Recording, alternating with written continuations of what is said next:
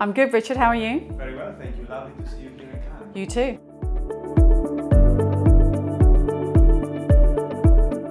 So let me just start by giving a very brief overview of who PubMatic are. So we are a digital technology company that's built or is building a more responsible supply chain of the future for digital advertising.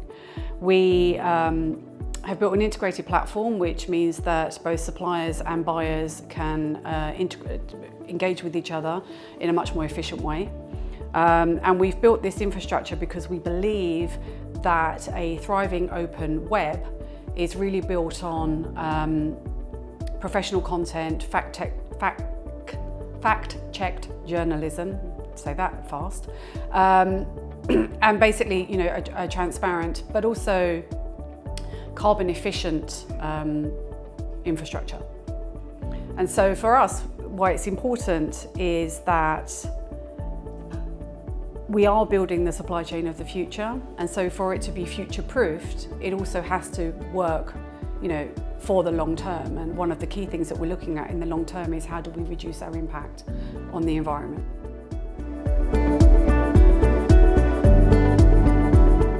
Yeah, so we're doing a few things. I think that first and foremost, what we're doing is looking at how do we reduce our impact on the environment. And we took a stance which was really to look at the area of our business that would produce the most carbon, which is our data centers. And we worked with our engineering team and our infrastructure team, and we worked with the data centers to shift our business onto renewable energy. And by doing that, actually, you're always using the most up-to-date infrastructure, which is generally going to be the most carbon efficient infrastructure.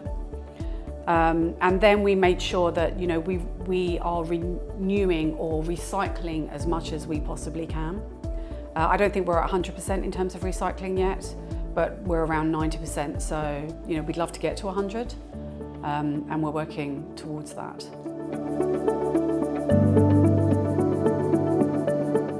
Yeah, well, I think actually it's been embraced not just by the publishers. I think it's also been embraced by the buyers. And I think possibly one of the earliest examples of carbon efficiency is really supply path optimization. So this was really started by the buyers. In order really to just provide more transparency. So many years ago, a very prominent CMO of a very large organisation stood on stage and talked about long tail supply and how that can't be great for their brand, but also not great for the consumer, and they weren't sure where their ads were ending up, etc., etc. And that's what really kicked this off. And I think actually one of the other benefits of supply chain optimization outside of transparency and all of those great things is actually it's reduced the complexity of the supply chain. If you reduce the complexity of the supply chain, by its very nature, you're probably going to take some of those links out of the chain. By doing that, you are reducing, obviously, the amount of energy that's being used and therefore the amount of carbon that's being produced. So I think that that's really one of the ways that those two things have come together.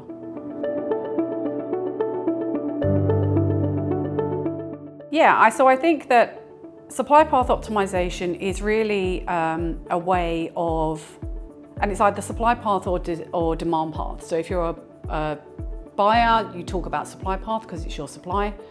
And then if you're a publisher, you tend to talk about the demand path because you're trying to, minimize the path to your inventory, and the buyers are trying to minimize the path to the inventory. And so it's really about consolidation, transparency, efficiency, effectiveness. And as I said, one of the ways that people are looking at that is trying to remove some of the unnecessary elements of the chain, really understanding, at all points through the chain, everybody involved, what is the value that they are bringing? So are they providing verification? Are these things valuable? So one of the things that we really encourage both our buying partners but also our supply partners to think about is understand who's in your supply chain and what is their role, what is their value, and if they're not adding value or if you're not clear, then be brave enough to go and have that conversation, because it can feel very complex. And actually part of the output of SPO is the reduction of the complexity.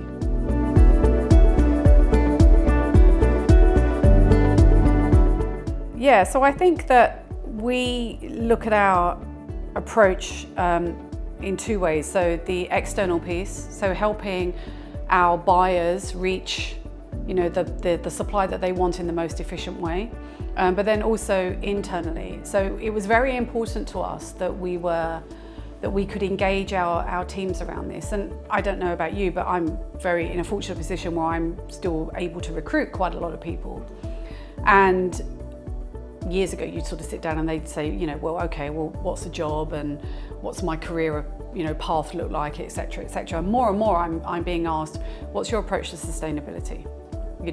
How do you engage with the society within which you sit? So we find that ESG is much more of a focus area for employees that we are trying to recruit.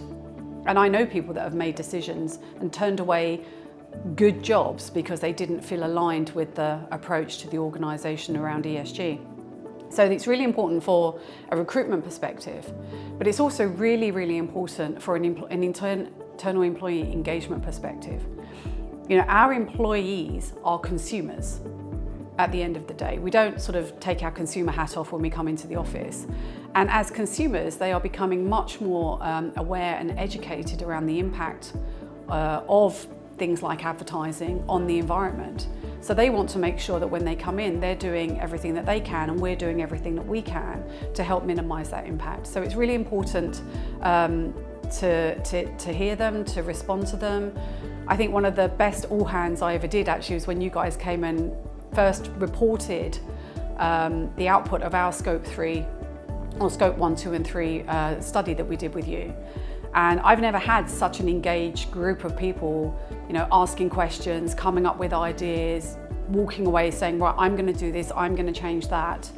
And I feel like it kind of bubbles up from below, and a great organisation is going to listen to what their employees are saying.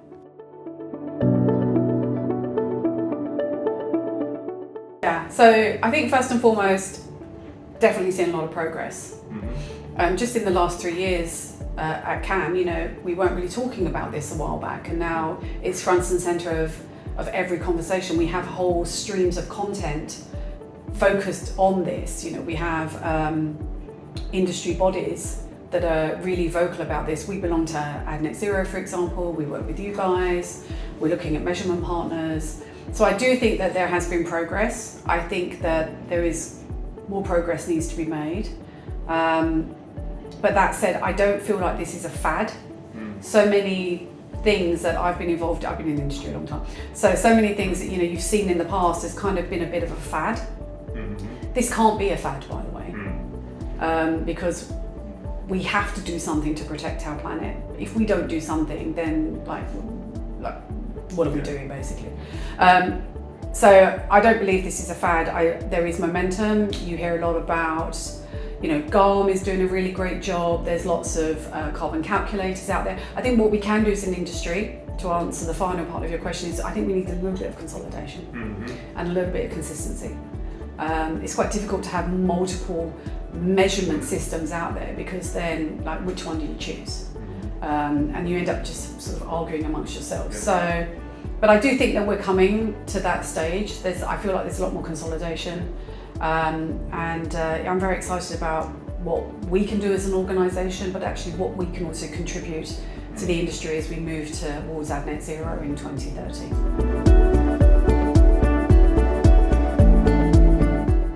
Yeah, I think that my light bulb moment was that somebody just gave me a stat that kind of blew my mind a little bit, which was that the advertising industry generated more carbon than the airline industry, or at least the kind of consumer part of the airline industry. And you have to go, well, no, that can't be right. Because I look at a plane and I can see the stuff coming out the back of the plane, but just because we can't see it doesn't mean that we're not we're not having the impact. So I think that for me was a real kind of, wow, hadn't really thought about that. And that is, you assume that the airline industry is going to be a huge contributor to this. And then when you realise that you've had that in your mind for a while, and then you realise that the industry that you're working in actually is as bad, if not worse, I think that was the moment when I said, actually, first of all, I need to educate myself about this. So I went off and did a course, as many people did in media. Never worked so hard in my life, frankly. And that also really opened my eyes to a lot of what was going on that I wasn't aware of. So then you can bring that knowledge back and say, actually, here's where I think we can have an impact. I don't think we can impact that right now, so let's be focused. So yeah, I think that was my light bulb moment. Thank you for sharing. You're very welcome. Thank you for being here with us today, and enjoy the rest of Cannes. Thank you very much.